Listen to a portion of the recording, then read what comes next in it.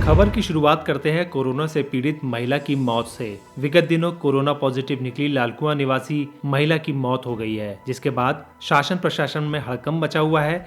महिला ऋषिकेश के एम्स में भर्ती थी। महिला का ब्रेन स्ट्रोक का इलाज चल रहा था। फिलहाल पोस्टमार्टम के बाद ही पता चल पाएगा कि महिला की मौत कैसे हुई है। महिला की मौत के बाद से लालकुआं में डीएम नैनीताल और एसएसपी ने लोगों को संक्रमण से बचाने के लिए बैठक की है। नमस्कार। एम्स ऋषिकेश लगातार सब सीरियस मरीजों के इलाज में जुटा हुआ है, चाहे वो कोरोना पॉजिटिव हो चाहे वो कोरोना नेगेटिव हो। एक मरीज हल्द्वानी से आया था जो हालांकि कोरोना पॉजिटिव था, लेकिन ब्रेन ब्लीड के मारे ज़्यादा बड़ी समस्या उसकी ब्रेन में ब्लीड की थी और उसके जहाँ पर मेन शरीर के सारे सिस्टम कंट्रोल होते हैं, ब्रेन के उस हिस्से में बहुत ज़्यादा ब्लड प्रेशर के मारे ब्लीडिंग थी।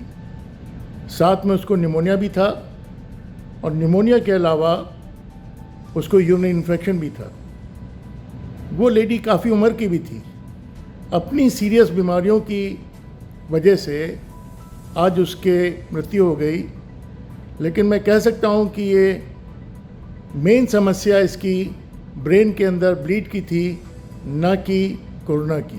धन्यवाद। अब खबर अश्लीलता भरे मैसेज की। सोमेश्वर विधानसभा क्षेत्र से भाजपा विधायक और उत्तराखंड सरकार में राज्य मंत्री रेखा आर्य की फेसबुक आईडी से छेड़छाड़ का मामला सामने आया है। जानकारी के मुताबिक उनकी फर्जी आईडी बनाकर किसी ने कई लोगों को अश्लील मैसेज भेज दिए हैं। इतना ही नहीं, कईयों के पास वीडियो और ऑडियो कॉल भी गई।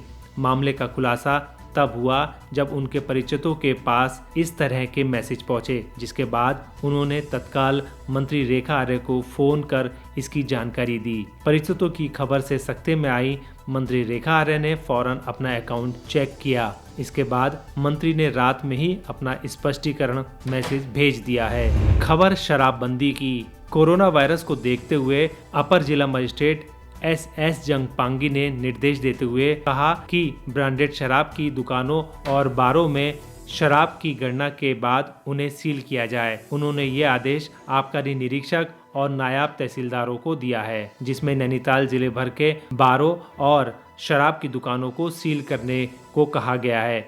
विगत दिवस न्यूज़ टुडे नेटवर्क ने ऑनलाइन शराब की बिक्री का भांडाफोड़ किया था, जिसके बाद आज अपर जिला मजिस्ट्रेट एस जंगपांगी ने कार्रवाई करते हुए शराब की दुकानों और बार को सील करने के निर्देश जारी कर दिए हैं। खबर प्रदेश की अर्थव्यवस्था से जुड़ी हुई। देश भर में 24 मार्च से लागू लॉकडाउन के चलते कामकाज ठप है। ऐसे में इसका सीधा असर देश के साथ साथ राज्यों की अर्थव्यवस्था पर पड़ा है। बात अगर उत्तराखंड की करें तो यहाँ लगभग 10,000 करोड़ का नुकसान हो चुका है। सरकारी राजस्व की ओर से नजर डालें तो प्रदेश को करीब 1700 करोड़ रुपए का नुकसान हुआ।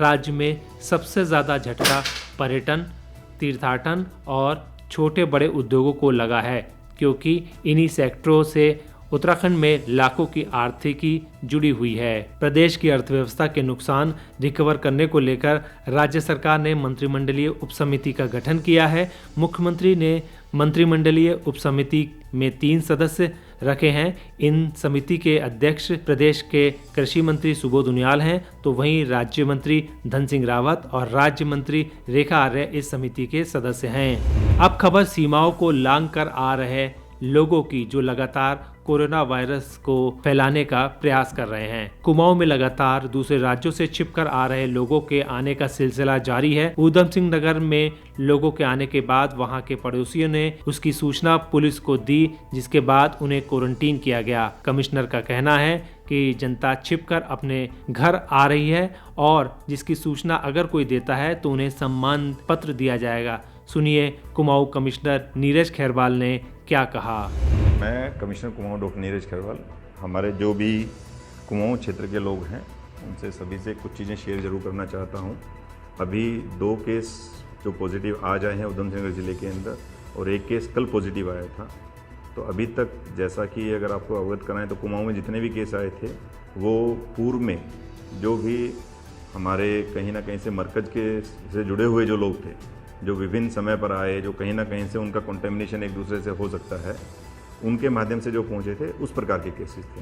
लेकिन अभी जो 3 केस आए हैं ये पूरे कुमाऊं क्षेत्र के लिए कहीं ना कहीं थोड़ा सा एक मैसेज है कि हमारे को थोड़ा और सतर्क रहने की ज़रूरत है।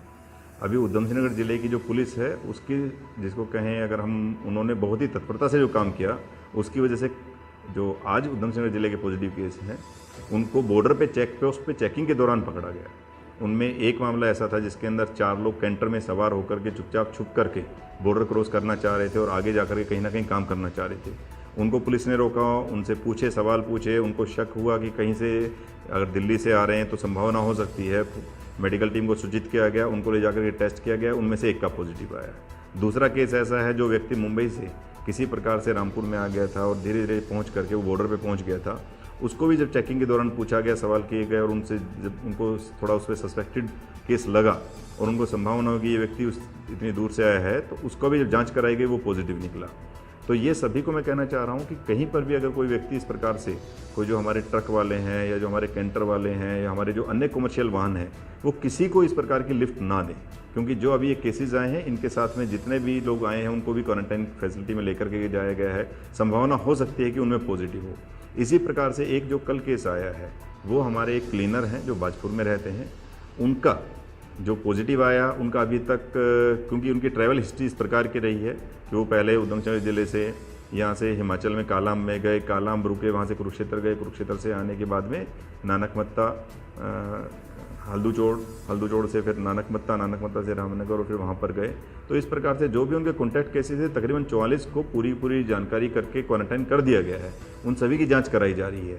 लेकिन यहाँ महत्वपूर्ण बिंदु जो मैं कहना चाह रहा हूँ ये है कि जो भी हमारे इस प्रकार के, उसमें सबसे महत्वपूर्ण ये है कि उनकी सूचना उन्हीं के पड़ोसियों ने दी कि ये व्यक्ति इतनी दूर से ट्रांसफ़र करके कहीं ना कहीं से घूम करके ट्रांसपोर्टेशन के माध्यम से गया है और ये अभी वापस आया है।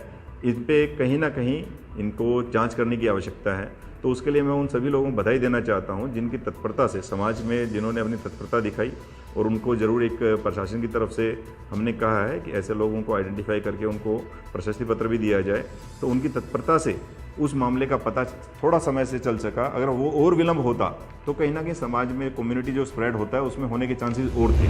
दोस्तों, हमारा यह वीडियो आपको कैसा लगा आप हमें कमेंट बॉक्स में ज़रूर बताइएगा। अगर आप इसको YouTube पर देख रहे हैं तो हमारे चैनल को सब्सक्राइब करिए। अगर आप Facebook पर देख रहे हैं तो हमारे चैनल को लाइक करिए और हमारे पेज को फॉलो करें। नमस्कार।